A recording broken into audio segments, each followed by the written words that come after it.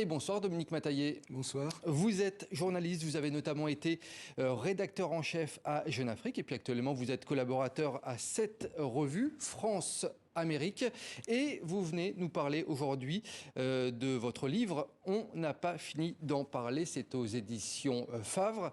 Alors, pêle-mêle, dans ce livre, vous nous parlez des expressions populaires, des figures de style, des étymologies, des fautes courantes à éviter. Je parle bien entendu de la langue française.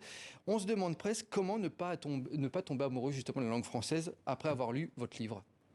Oui, parce que finalement, ces incohérences, c'est ce que j'appelle les incongruités qui la rendent sympathique.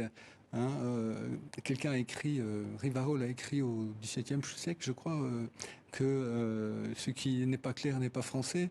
En fait, quand on lit mon livre, c'est tout l'inverse. Et c'est ça qui est sympathique.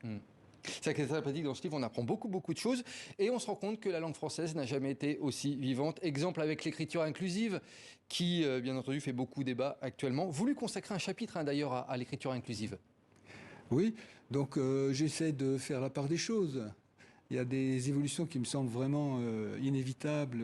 La société change, la langue change, notamment la féminisation des noms de métiers, des noms de fonctions.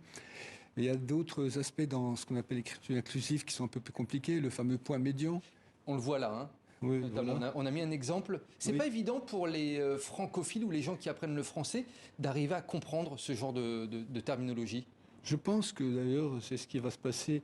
Ce point médian pourra être utilisé dans les documents administratifs parce qu'il a son utilité, c'est vrai. Moi, je suis favorable à la féminisation de la langue. L'accord de proximité, ça me semble normal. Et d'ailleurs, dans le livre, je dis que ça n'a pas toujours été la domination du masculin n'a pas toujours été évidente. C'est à peu près avec la création de l'Académie française en 1635 que le masculin a écrasé le féminin. Ouais, ça, c'est très intéressant, effectivement, cette notion dans votre livre. Autre chapitre passionnant, c'est celui sur les mots valises. Alors, vous nous expliquez ce qu'est un mot valise. On peut tous en faire, en fait, des mots valises. On en fait sans se rendre compte. C'est l'amalgame d'un mot et d'un autre mot, du début d'un mot et de la fin d'un autre mot. Exemple, restoroute, Voilà. Brexit, célibatante, on en a mis plusieurs également ici. Oui. Alors on dit souvent que les Anglais ont inventé les mots valises parce que c'est vrai que ils en fabriquent beaucoup, notamment le fameux smog. Oui, Des Anglais, le brouillard. Le brouillard, smoke. Fog. Et puis, on a tous, les gens qui s'intéressent un peu à la littérature anglaise connaissent le fameux livre La chasse au snark, qui est un mélange de snail et de shark. Voilà. Mais les Français, depuis de longue date, créent des mots valises. Dans le livre, je rappelle que Rabelais déjà en faisait. Victor Hugo, par exemple, a inventé le mot foultitude. De foule et multitude. Et ben voilà, il y a plein d'exemples comme Voilà. ça. Vous égratignez un petit peu les journalistes dans votre livre. Si je vous dis, au final, on va tourner la page de cette thématique du livre pour ne pas découvrir le poteau rose et envoyer un signal fort pour la suite de cet entretien. J'ai fait toutes les erreurs que vous reprochez aux journalistes dans cette phrase, en gros. Oui, voilà.